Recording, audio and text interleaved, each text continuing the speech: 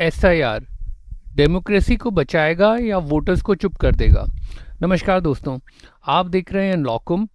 आज हम बात करेंगे सुप्रीम कोर्ट के उस जजमेंट की जिसने बिहार की स्पेशल इंटेंसिव रिवीजन यानी एसआईआर को ग्रीन सिग्नल दे दिया है।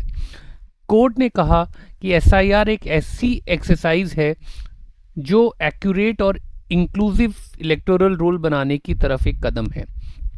कोर्ट ने यहाँ तक ऑब्जर्व किया कि ये एक्सरसाइज कॉन्स्टिट्यूशन में ब्रीथ हिज लाइफ करती है, लेकिन सवाल ये है, क्या ये सच में एसआईआर डेमोक्रेसी को मजबूत कर रहा है या फिर क्या ये लाखों जेन्युइन वोटर्स के वोटिंग राइट्स को खतरे में डाल सकता है।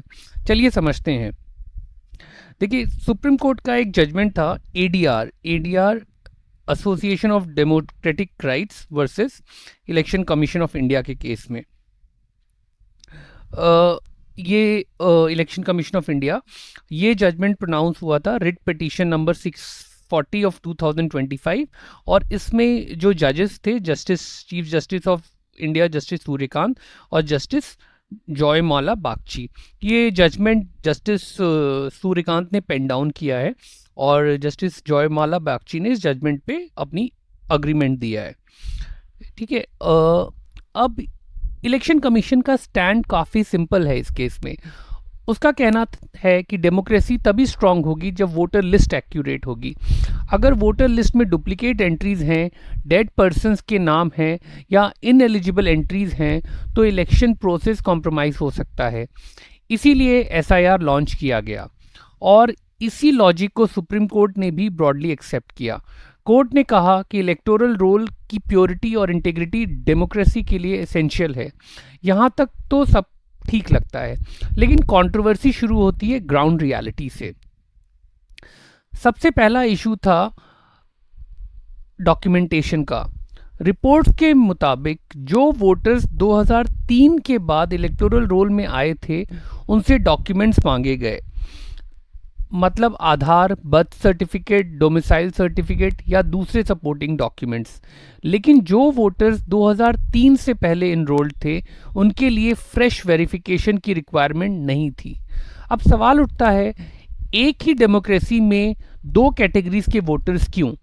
क्या ये रीजनेबल क्लासिफिकेशन है या अनइक्वल ट्रीटमेंट है? इसी पर पूरा डिबेट खड़ा हुआ। दूसरा इशू था 21A रूल का। रूल 21A कहता है कि किसी वोटर के नाम डिलीट करने से पहले प्रॉपर प्रोसीजर फॉलो किया जाना चाहिए, नोटिस दिया जाना चाहिए, ऑब्जेक्शन का मौका दिया जाना चाहिए और रीजंड ऑर्डर पास होना चाहिए। क्रिटिक्स का आरोप है कि लाखों लोग ड्राफ्ट रोल से बाहर हो गए सिर्फ इन्यूमरेशन फॉर्म सबमिट न करने के बेसिस पर, और उन्हें इंडिविजुअल नोटिस नहीं दिया गया। अगर ये एलिगेशन सही है तो नेचुरल जस्टिस और ड्यू प्रोसेस के प्रिंसिपल पर सीरियस क्वेश्चन खड़ा होता है। अब आते हैं सबसे इंपॉर्टेंट लीगल इशू पर। 1995 का supreme court judgement Lal Babu Hussain versus electoral registration officer. उस जजमेंट में सुप्रीम कोर्ट ने कहा था कि अगर किसी व्यक्ति का नाम पहले से वोटर लिस्ट में है तो ये प्रिज्यूम किया जाएगा कि स्टैट्यूटरी रिक्वायरमेंट पहले ही सेटिस्फाई की गई है। सिंपल लैंग्वेज में, अगर आप पहले से वोटर हैं तो स्टेट को प्रूव करना चाहिए कि आप एलिजिबल नहीं हैं। आपको बार बार अपनी सिटीजनशिप और एलिजिबिलिटी प्रूफ नहीं करनी चाहिए। लेकिन प्रेजेंट जजमेंट में कोर्ट ने कहा यह प्रिजम्पशन एब्सोल्यूट नहीं है, ये रिबिटेबल है और इलेक्शन कमीशन सिस्टमैटिक वेरिफिकेशन कर सकता है। यही से डिबेट और तेज हो गई। क्रिटिक्स कहते हैं कि कोर्ट ने एक सेटल्ड सेफगार्ड को वीक कर दिया। सपोर्टर्स कहते हैं कि चेंजिंग रियलिटीज में वेरिफिकेशन जरूरी है। और एक और मेजर कंट्रोवर्सी सेक्शन 21(3) को लेकर है। सेक्शन 21(3) इलेक्शन कमीशन को स्पेशल रिवीजन का पावर देता है। ट्रेडिशनली इसे एक्सेप्शनल सिचुएशंस के लिए देखा जाता था, लेकिन कोर्ट ने ब्रॉड इंटरप्रिटेशन देते हुए स्टेट वाइड एसआईआर को वैलिड माना। क्रिटिक्स कहते हैं कि इमरजेंसी टाइप पावर को रूटीन स्टेट वाइड मैकेनिज्म बना दिया गया। सपोर्टर्स कहते हैं कि इलेक्शन कमीशन को फ्री एंड फेयर इलेक्शंस के लिए वाइड पावर्स मिलनी चाहिए। सबसे प्रैक्टिकल कंसर्न टाइमिंग का था। पूरा एक्सरसाइज इलेक्शन के पहले कुछ ही महीनों में कंप्लीट हुआ। अब सोचिए, अगर किसी माइग्रेंट वर्कर का नाम लिस्ट से हट गया, अगर किसी पुअर विलेजर को डॉक्यूमेंट अरेंज करने में प्रॉब्लम हुई, अगर किसी एल्डरली वोटर को प्रोसेस समझ ही नहीं आया, तो क्या उसके पास इलेक्शन से पहले इफेक्टिव रेमेडी अवेलेबल थी? यही सवाल आज भी बहुत लोग पूछ रहे हैं और यहीं पर कॉन्स्टिट्यूशनल बैलेंस का इश्यू आता है। एक तरफ इलेक्टोरल प्योरिटी, दूसरी तरफ वोटर इंक्लूजन, एक तरफ क्लीन वोटर रोल्स, दूसरी तरफ जेन्युइन वोटर्स का प्रोटेक्शन। डेमोक्रेसी सिर्फ फेक वोटर्स हटाने का नाम नहीं है और डेमोक्रेसी सिर्फ इंक्लूजन का नाम भी नहीं है। डेमोक्रेसी दोनों के बीच बैलेंस का नाम है। सुप्रीम कोर्ट ने अपना फैसला सुना दिया है, लेकिन कॉन्स्टिट्यूशनल डिबेट अभी खत्म नहीं हुई। कुछ लोग इस जजमेंट को इलेक्टोरल रिफॉर्म की जीत मान रहे हैं, कुछ लोग इसे वोटर राइट्स के लिए वार्निंग सिग्नल बता रहे हैं। आने वाले समय में इसका इम्पैक्ट सिर्फ बिहार तक सीमित नहीं रहेगा, ये पूरे देश में वोटर वेरिफिकेशन और इलेक्टोरल रिफॉर्म्स की डायरेक्शन तय कर सकता है।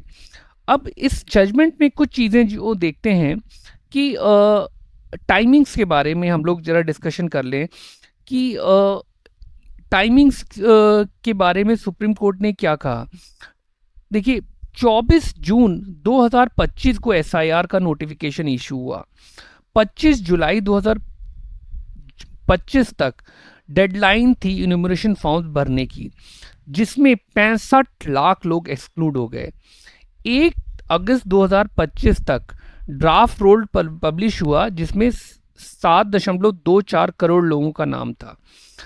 30 सितंबर 2025 को फाइनल रोल पब्लिश्ड हुआ, जिसमें 7.42 करोड़ लोग इलेक्टर्स का नाम था। ठीक है, तो देखिए इसमें कम से कम 20 लाख लोगों का नाम कट गया। ठीक है, अब ये कहना ये है लोगों का कि सारी एक्सरसाइज, पूरे स्टेट की वोटर लिस्ट फाइनलाइज करने की एक्सरसाइज 4 महीने में पूरी कर दी गई। और ये स्टेट कौन सा है? बिहार, जहाँ पे लिटरेसी लेवल, लोगों का फाइनेंशियल लेवल इतना साउंड नहीं है कि वो अपने नाम कट जाने को प्रॉपर चुनौती दे पाएँ। और सुप्रीम कोर्ट का ये डिसीजन जिसमें लास्ट में इन्होंने ऑब्जर्वेशन दी है कि जिनका नाम कट गया था वो अगले विधानसभा इलेक्शन से पहले इलेक्शन कमीशन उनका नाम के बारे में उनकी अपील को सुनेगा। तो मतलब बिना अपील सुने गए ही लास्ट वोटर इलेक्शन में, बिहार इलेक्शन में, वो फाइनल वोटर लिस्ट को फ्लोट किया गया था। और फाइनल वोटर लिस्ट में जितने लोगों का नाम कटा था उनके पास लीगल रेमेडी अवेलेबल नहीं थी अपील के फॉर्म में। तो ये इस जजमेंट का, जिसे कहते हैं ना कि बहुत ही डिसप्रपोर्शनेट इंटरप्रिटेशन ऑफ लॉ है, कि जहाँ पे गरीब से गरीब और अमीर से अमीर आदमी का एक वोट होता है, वो वोटर का नाम लिस्ट से चला गया without any appellate remedy available या without any remedy of appeal having been exercised by the voter. तो ये बहुत प्रॉब्लमैटिक है इस जजमेंट के बारे में। और जिसे कहते हैं ना, एक तो बहुत बिहार का इलेक्शन हो गया, रिजल्ट आ गए, उसके बाद 6 महीने बाद तो ये जजमेंट आया है। यानी आपने इलेक्शन कमीशन की जल्दबाजी के बारे में कोई कमेंट ही नहीं किया। जो लोग एक्सक्लूड किए गए थे, लाखों लोग एक्सक्लूड किए गए थे, उनके बारे में सुप्रीम कोर्ट ने कोई कमेंट ही नहीं किया, और ये चीफ जस्टिस ऑफ इंडिया बोल रहे हैं। ठीक है, तो ये ना कहीं इस जजमेंट को, जिसे कहते हैं, बहुत ही वीक करता है कि डेमोक्रेसी के बारे में बड़ी बड़ी बातें कही गई हैं इस जजमेंट में, 124 पन्नों के जजमेंट में, लेकिन जो बेसिक चीज़ है कि इलेक्टोरल रोल में नाम एक इंक्लूजन एक्सरसाइज है, एक्सक्लूजन की नहीं है। अगर आपने किसी का नाम काटा है without any opportunity of hearing, तो that is violation of law. Principle of natural justice first year law student पढ़ता है अपने कॉलेज में, और सुप्रीम कोर्ट की चीफ जस्टिस बेंच ने उसको कंसीडर नहीं किया कि, और वो भी इतने इंपॉर्टेंट मैटर में जहां पे वोटिंग राइट एक्सरसाइज हो रहा है। 20-20 लाख 40-40 लाख लोगों का नाम कट जा रहा है और सुप्रीम कोर्ट के 2 वर्दी जजेस को के कानों में जूं नहीं रेंग रही कि ऐसा कैसे हो गया और इनको ये अलार्मिंग नहीं लगा। That is the problem with this judgement. आप बड़े बड़े कॉन्सेप्ट के बारे में पन्ने पे पन्ने भरते जाओ, आप 8 महीने लगा दो जजमेंट देने में, लेकिन आपने जो एक्सक्लूड हुए हैं उनकी व्यथा को तो आपने सुना ही नहीं, उनकी व्यथा के बारे में तो आपने कुछ बोला ही नहीं। This is the problem with this judgement. और ये जस्टिस सूर्यकांत जो आजकल वैसे ही बहुत कंट्रोवर्सी में हैं, जिन्होंने यूथ को कॉकरोच बोल दिया, वैसे मैं इस मानता हूं कि उन्होंने यूथ को जो कॉकरोच बोला था वो एक, जिसे कहते हैं ना कि एक वो पासिंग रिमार्क्स था, वो he was not believing in it. जितनी कंट्रोवर्सी जितनी बड़ी हो गई, कभी कभी मुंह से कुछ शब्द निकल जाते हैं और उन्होंने उसे रिग्रेट भी किया है, उन्होंने क्लैरिफिकेशन भी दिया है। बट ये जजमेंट जिसे कहते हैं ना कि ये जजमेंट एक कॉन्स्टिट्यूशनल डेमोक्रेसी को किल करने वाला जजमेंट है। और ये जजमेंट उस जजमेंट की कैटेगरी में आएगा जिस कैटेगरी में एडीएम जबलपुर का केस आता है, जिसमें सुप्रीम कोर्ट ने बोला था कि इमरजेंसी में फंडामेंटल राइट्स का कोई मतलब नहीं है, आर्टिकल 21 का कोई मतलब नहीं है। तो ये जजमेंट भी उसी कैटेगरी में आ रहा है कि सुप्रीम कोर्ट ने बोला अरे भाई 40 लाख लोगों का नाम कट गया, कोई बात नहीं, अब इलेक्शन होता रहेगा, इलेक्शन कमीशन कोई गलती नहीं कर सकता, वो तो एकदम दूध से धुला हुआ है। और आज की तारीख में इलेक्शन कमीशन का कंडक्ट और इलेक्शन कमीशन की भाषा शैली, इलेक्शन कमीशन का इलेक्शन कमिश्नर्स का जो आजकल जो बॉडी लैंग्वेज है, that is not very correct. तो ये जजमेंट देखिए, आने वाले समय में इस जजमेंट को क्रिटिसाइज़ तो हम लोग कर ही रहे हैं और इस जजमेंट में बहुत सारी खामियां भी हैं, बड़ी बड़ी अंग्रेज़ी में बातें लिखी हुई हैं, 124 पन्ने भरे हुए हैं। लेकिन ये जजमेंट जिसे कहते हैं कि ये बात नाम बड़े और दर्शन छोटे वाला जजमेंट है। बट देखते हैं आने वाले समय में इस जजमेंट के बारे में क्या होता है। रिव्यू में जाएंगे, क्यूरेटिव में जाएंगे, आने वाले केसेस में इस जजमेंट को कभी ना कभी तो क्रिटिसाइज़ होना ही है। जैसे एडीएम जबलपुर के जजमेंट को क्रिटिसाइज़ करने में काफ़ी समय लग गया, दिस जजमेंट जो 65 लाख लोग अगर एक्सक्लूडेड हो गए हैं फाइनल वोटर लिस्ट से, तो ये ना 65 लाख किसी देश की जनसंख्या नहीं होती। और यहाँ पे एक स्टेट में 65 लाख लोगों का नाम वोटर लिस्ट से कट गया था और supreme court was very happy. Supreme court found no fault in election commission, supreme court found no fault in the alarming way the ECI has function. क्या जल्दबाजी थी कि इलेक्शन से ठीक पहले ये सब करने की ज़रूरत पड़ी थी, अगले इलेक्शन में हो सकता था, अगले लोकसभा इलेक्शंस में हो सकता था।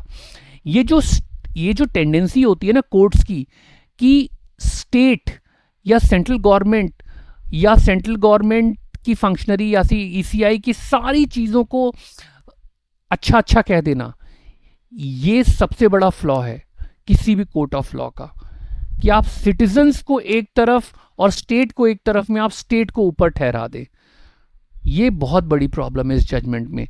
और ये this judgment shows that supreme court is now very weak when mighty central government is against, when mighty ECI is against. So this judgment is a very sad state, showing the very sad state of affairs of Supreme Court of India currently.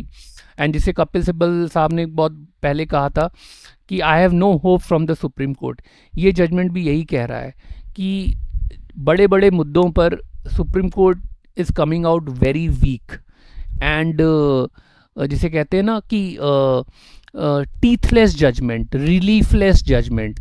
Supreme court के judgements बातें बहुत बड़ी बड़ी करते हैं लेकिन relief कुछ नहीं देते हैं, तो ये जजमेंट भी उसी कैटेगरी में है। बातें बड़ी बड़ी कही गई हैं लेकिन रिलीफ कुछ नहीं दिया गया है, सिर्फ आने वाले समय में ये कर लो, ये कर लो, ये कर लो, जो गलत किया उसके बारे में तो आपने गलत बोला नहीं, आने वाले समय में सही कर लो। तो ये प्रॉब्लम इस जजमेंट के साथ है। आई बिलीव कि आप अपने कमेंट्स देंगे, आप हमारे कमेंट्स से अग्री करते हैं, डिसअग्री करते हैं, वो तो आपका राइट है। लेकिन अगर आप अग्री भी करते हैं तो अगर आपके पास रीजंस हैं, आप हमारे रीजंस को समझ पा रहे हैं, अगर यार डिसअग्री भी करते हैं तो आप हमारे रीजंस को जो हमने बोला है उसको नकारने के लिए आप कुछ और रीजंस दे पा रहे हैं, तो we accept that, we hope that कि आप अपने कमेंट्स देंगे, आप अपने लाइक डिसलाइक और जो भी है आप हमारे चैनल पे बताते रहेंगे। तो आई होप कि आप you will like, share and subscribe our channel. and you will give your opinion on the subject. Thank you. Thanks a lot.